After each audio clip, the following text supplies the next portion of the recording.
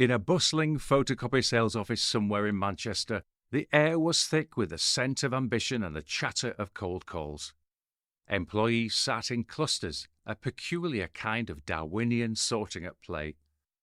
One group, however, always seemed to be the focal point, a close-knit clique within the broader sales team that prided themselves on being the unassailable masters of the photocopier pitch.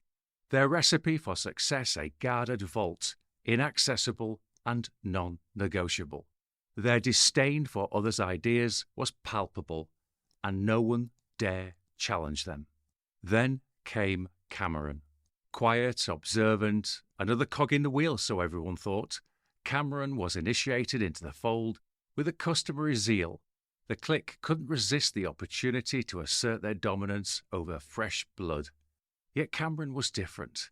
He was no braver, but his imagination made him approach problems differently.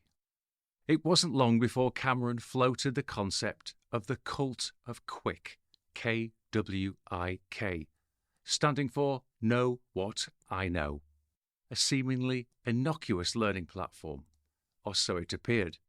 Seeing it as a chance to formalize their status as the all-knowing oracles of sales, the elite clique jumped on the bandwagon with abandon.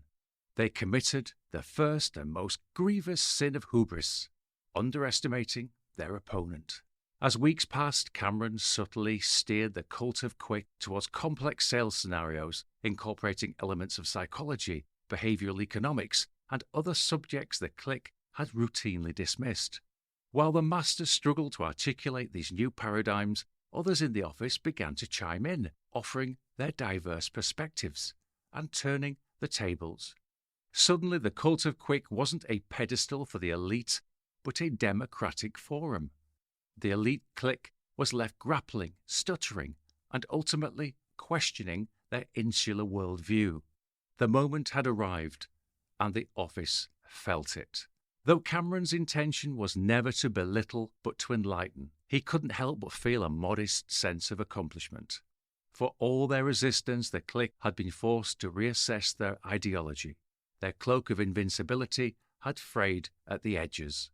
This shift was both subtle and monumental. The office still hummed with the daily grind of sales pitches and revenue targets, but something had changed. The emotional weight of that shift was shared deeply among the team. Cameron had disrupted the accepted narrative, not through confrontation, but through a lesson in humility, wrapped in the guise of the Cult of KWIK. In the days that followed, the clique, perhaps not wholly transformed, but certainly humbled, started to integrate, to listen, and most importantly, to learn. The Cult of KWIK became a symbolic part of the office culture, but its meaning had changed. It was no longer a temple of ego, but a school of collective wisdom. As Cameron watched the once unyielding clique participate in a discussion led by a junior employee, he felt a twinge of complex emotion. Victory? No, it was more nuanced than that. It was the bittersweet acknowledgement that true wisdom comes not from asserting one's superiority, but from recognizing the value in every voice, however soft. And in that nuanced terrain between triumph and humility, Cameron found a sanctuary of genuine satisfaction.